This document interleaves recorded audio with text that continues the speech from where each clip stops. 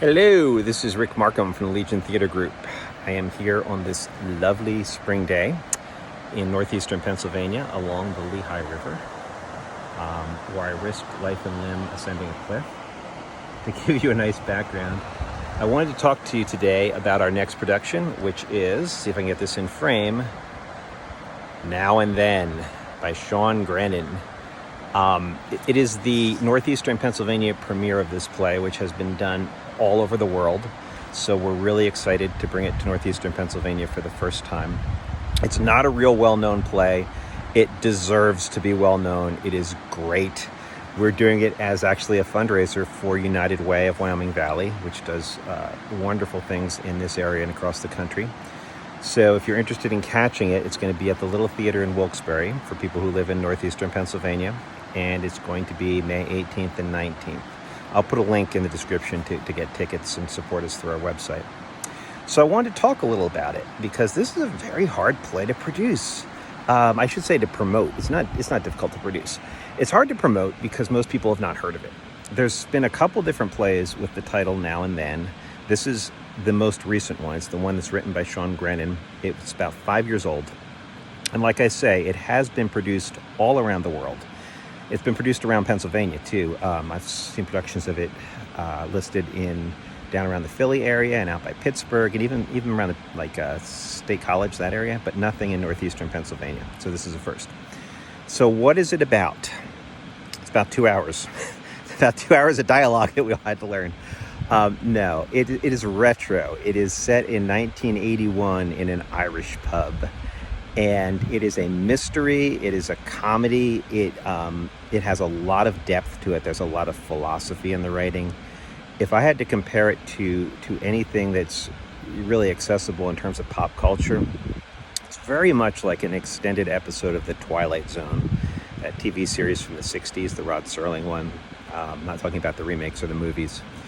But, some of Serling's best writing, and I would say nearly all of his writing that I've seen, it involves human emotions, and although the people are placed into extraordinary circumstances, the story is really about people and how they react to things. And this play is very much that way.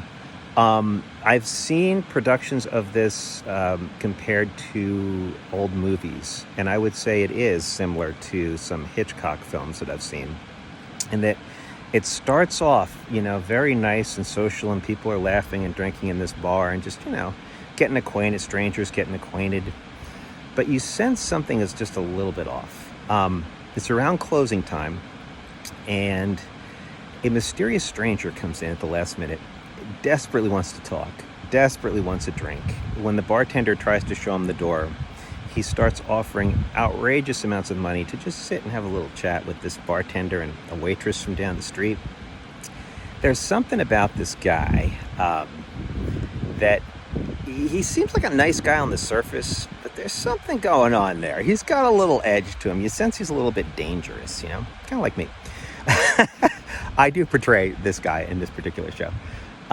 Working with a group of incredibly talented people. For anybody who's from this area, Linda Miller is directing the show. Linda played the role of Sylvia in our production of Sylvia last year. We have Nina Kemp once again playing my wife in this particular show, and she was my wife in a previous show, which was wonderful. And then we have the wildly talented Gray Blackmore and also Matthew Alexander, who are both, they're active in theater all over the place, but I worked with them most recently at Gravestone Manor, which is a really unique haunted attraction in Wilkes-Barre. It's been going for like 26 years? I believe 26 years now. So actually, the entire cast has performed at Gravestone Manor. So if you want to see what ghoulish people do when they're doing a straight play, this is the play to come see. It's a load of fun. In terms of its style and its pacing, it reminds me also of some Hitchcock films. A little vibe with maybe Rear Window or even Dial M for Murder. Both those films start off on a very light, note and very realistic, and then you slowly get an introduction of some mystery, something odd going on, and the tension builds and it builds and it builds until you finally reach a explosive conclusion. And I have to say, I won't give anything away, but the conclusion of this play, when I read it for the first time, I've never seen it produced, but when I read it for the first time, it shocked me.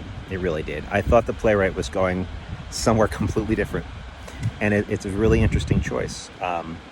But it's a lot of fun. It's a couple hours in an Irish bar. Come spend some time with us in an Irish bar. I believe the theater is going to have an open bar at the time and be selling drinks as well, which is good. The money's going to support United Way. It's a show, in this age of mass entertainment, live theater is just, every production is unique. Every production is an interpretation of someone's work, and each individual show is different. So it's not like a movie or a video. It's not as accessible. It takes a little more effort to get there, which sometimes makes it hard to get people out. But leave the comfort of your homes if you live in Wilkes-Barre, in that area, northeastern Pennsylvania. Come see our show May 18th and 19th at the Little Theater, 537 North Main Street in Wilkes-Barre. And if you want to support our group, we are, I believe, northeastern Pennsylvania's newest community theater. We're headquartered in Whitehaven, Legion Theater Group, and we just incorporated as a nonprofit corporation in February. We were awarded a 501c3 tax-exempt status. So we hope to become your next favorite charity. Come on out and see us, support us, and that'll allow us to do more shows. So the only other thing I want to say about Now and Then is that it's set in 1981, and man, have times changed. The author definitely plays with the fact that things are so different today.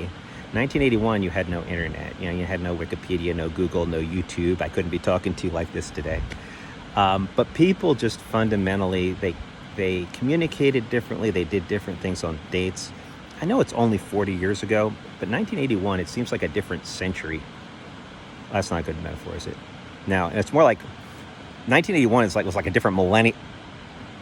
Damn, I'm not doing well. I want to close here. Come see us Now and Then. You'll love it at the Little Theater. And check out our website, like I said in the description, for future productions. We do plan to do more plays this year. Rick out.